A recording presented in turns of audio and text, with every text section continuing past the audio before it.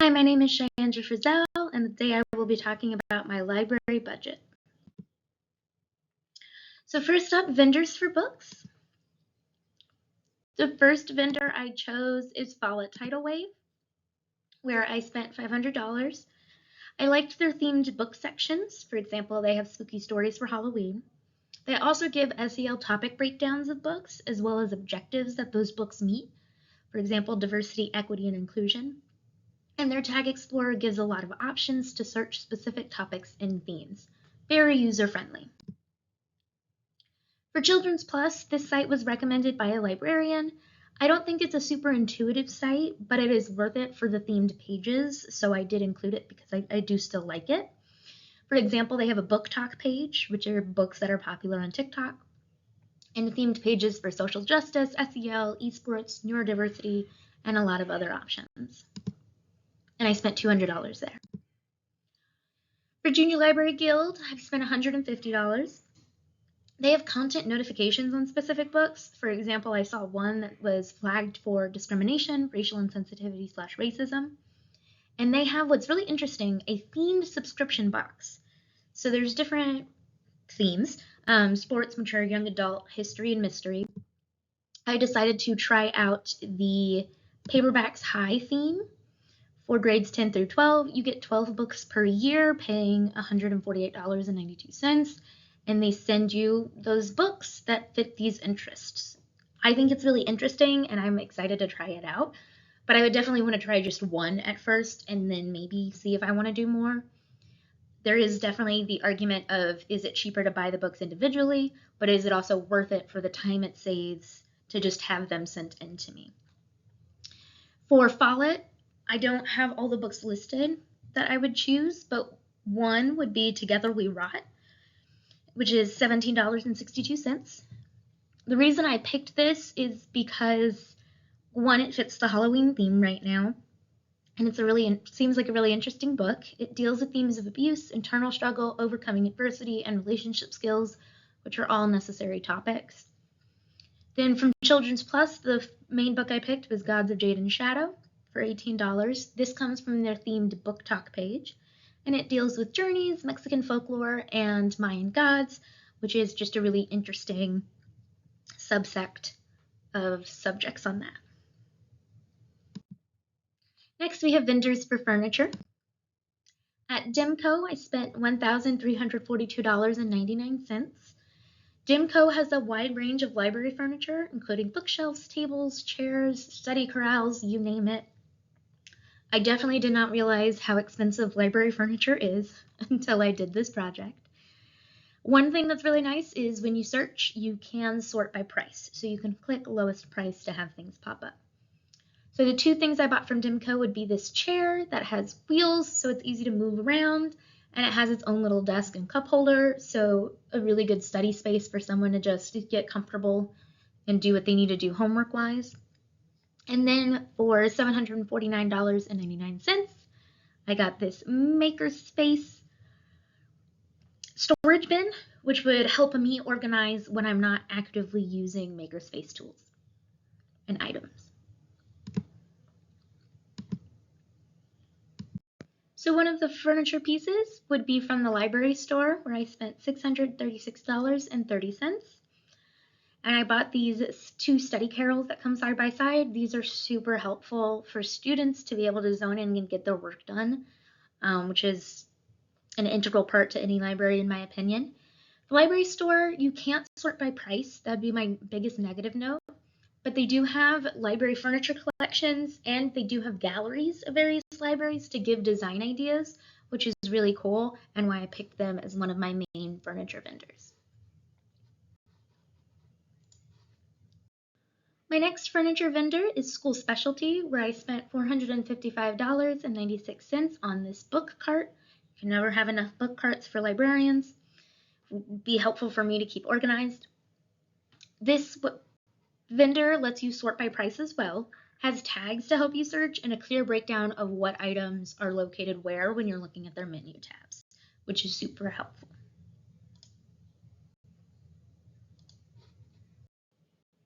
Next, we have our vendors for Makerspace materials. The first vendor I chose was Maker Shed, where I spent $92.44.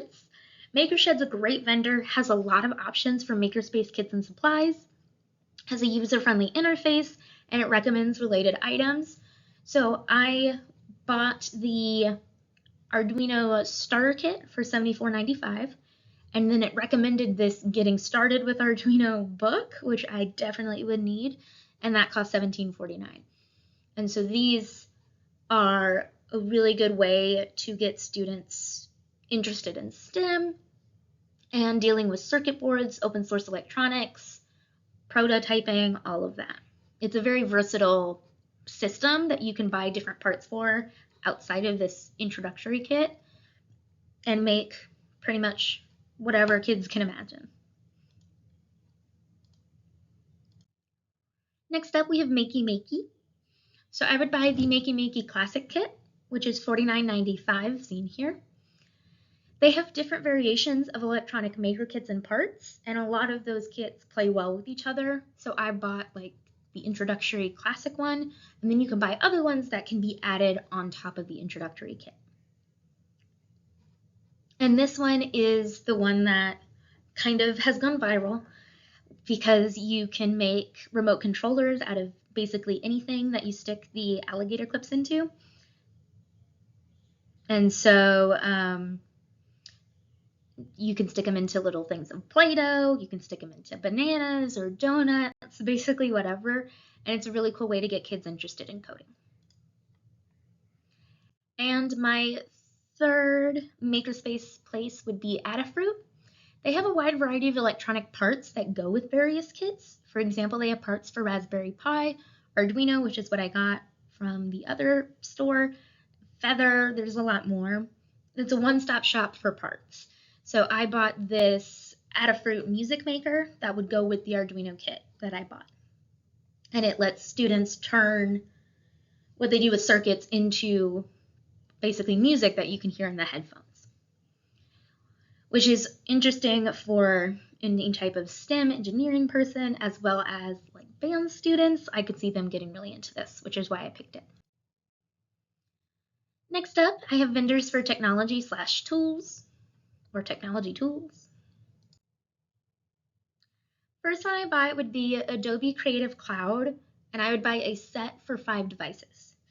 So I would buy the Adobe Creative Cloud full suite for 5 devices that cost $1,650. Gives access to all of these cloud apps. I'm not going to go into all of them, but it is recommended for photo, graphic design, video, illustration, UI and UX, Acrobat and PDF, social media. It gives a lot of options to kids, and I think it's very versatile, especially even from introduction to a more professional student that's experienced in these apps. It gives them a wide range, which is why I chose it. Next up is the EBSCO Ultra Online Package for $3,199. It includes a lot of things: Mouse Ultra, Health Source, Newspaper Source, Topic Search, ERIC, and Professional Development Collections. So this package offers primary source documents, photos, maps, flags, and journal articles, and the full text articles also include different Lexile levels, which is why it's so important to the library. EBSCO is a very famous, tried and true, trustworthy site or database, which is why I chose to go with an EBSCO package of some kind. And this one fit my budget while also getting as much out of it for students to do research with as I could.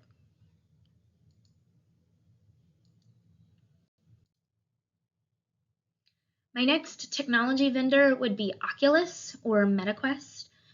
I would buy, this is the MetaQuest 2, and I would buy 3 of them, which would cost $899.97. The MetaQuest 2 is an immersive all-in-one VR headset/kit. Computers are optional. It's a highly rated popular brand with multiple creative and academic applications. I've heard of a really cool one where using a VR app, students can make different items from history and pretend like it's a museum, and then they can use the Oculus to look at the classroom museum where it has all exhibits that students made. And there's tons of other applications out there. Vendors for supplies and decor is next. So one of them would be Really Good Stuff for $314.89. That's how much I spent there. I would buy 10 of these noise canceling headphones because libraries do often get turned into social areas, which is okay, but sometimes you're in the library to work and you need it to be quiet. So I wanted to offer multiple of these just straight noise canceling headphones for students so that they can get the most out of the library if they need it to be quiet. I was also buying a sensory kit for $104.99. This has a magic sand in the bottom, Insta Snow, and Orbeez. These are all reusable. If you dry them out, you can use them again. That's one of the reasons I was okay with making this purchase. And I really like having a sensory kit.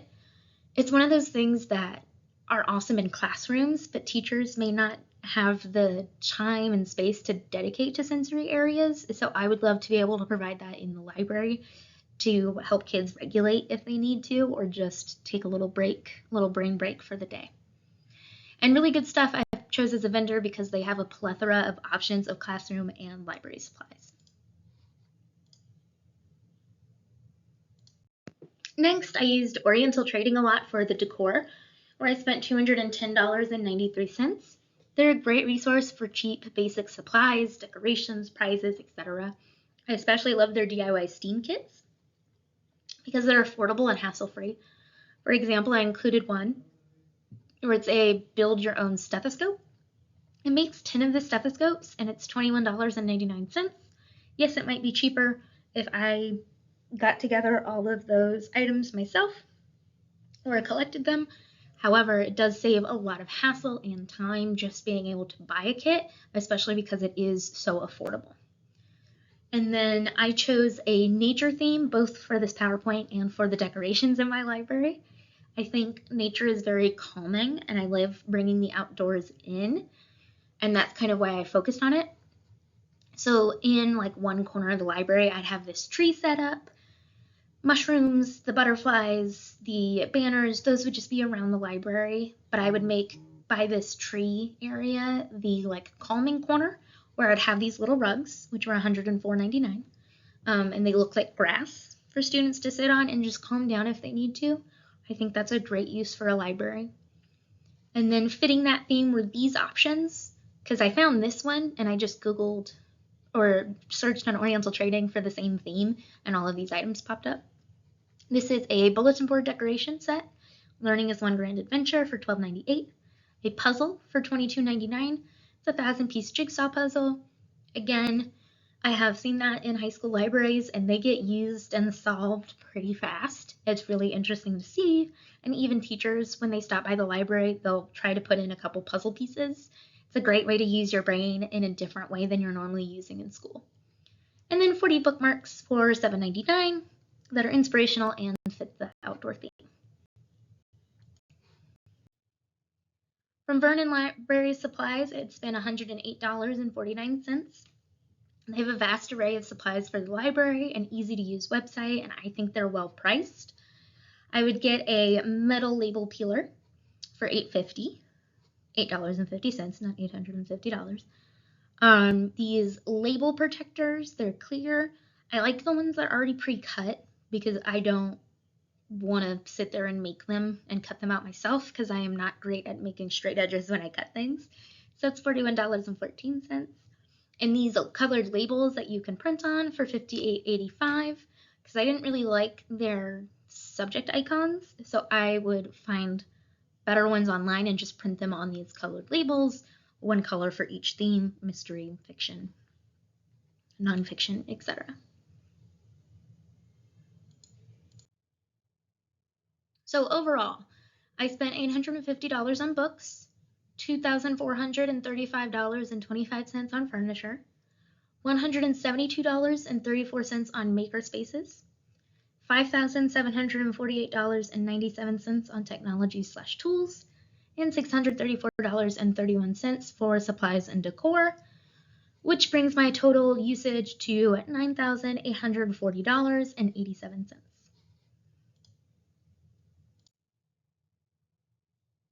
Thank you for paying attention to my presentation. And this template is from SlidesGo.